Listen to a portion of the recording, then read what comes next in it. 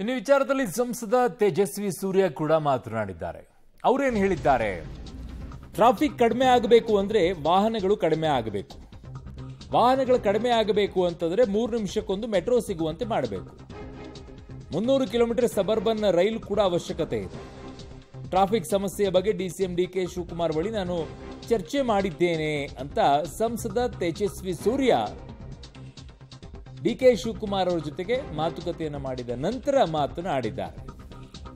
ಇವತ್ತು ಮಾನ್ಯ ಉಪಮುಖ್ಯಮಂತ್ರಿಗಳಾದಂತಹ ಡಿಕೆ ಶಿವಕುಮಾರ್ ಅವರ ಜೊತೆಗೆ ಸುಮಾರು 1 ಗಂಟೆಗೂ ಹೆಚ್ಚು ಕಾಲ ಬೆಂಗಳೂರಿನ ಟ್ರಾಫಿಕ್ ಸಮಸ್ಯೆ, ಇದು ನಾವು ಹೇಗೆ ಲಾಂಗ್ ಟರ್ಮ್ನಲ್ಲಿ ಶಾರ್ಟ್ ಟರ್ಮ್ನಲ್ಲಿ ಇದನ್ನು ಅಸೆಸ್ ಮಾಡ್ಬೋದು, ಅಡ್ರೆಸ್ ಮಾಡ್ಬೋದು ಅನ್ನೋದ್ರ ಬಗ್ಗೆ ವಿಸ್ತೃತವಾದಂಥ ಚರ್ಚೆ ಆಯಿತು.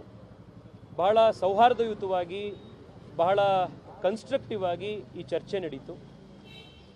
ಶಾಂತವಾಗಿ ನಾನು ಕೊಟ್ಟಂಥ ಪ್ರೆಸೆಂಟೇಷನನ್ನು ಪೂರ್ತಿ ಅವರು ಆಲಿಸಿ ಸಾಕಷ್ಟು ವಿಚಾರಗಳ ಬಗ್ಗೆ ಗಹನವಾಗಿ ಚರ್ಚೆ ಕೂಡ ನಡೆದಿದೆ. ನಾನು ವಿಶೇಷವಾಗಿ ಟನಲ್ ರೋಡ್ನ ಕುರಿತಂತೆ ಅವರಿಗೆ ಮನವಿ ಮಾಡಿದೆ. ಈ ಟನಲ್ ರೋಡ್ ಪ್ರಾಜೆಕ್ಟು ಈ 18 ಕಿಲೋಮೀಟರ್ನ ಒಂದು ರಸ್ತೆ ಮಾಡುವಂಥದ್ದು ಬೆಂಗಳೂರಿನ ಟ್ರಾಫಿಕ್ಕಿಗೆ ಸೊಲ್ಯೂಷನ್ ಅಲ್ಲ.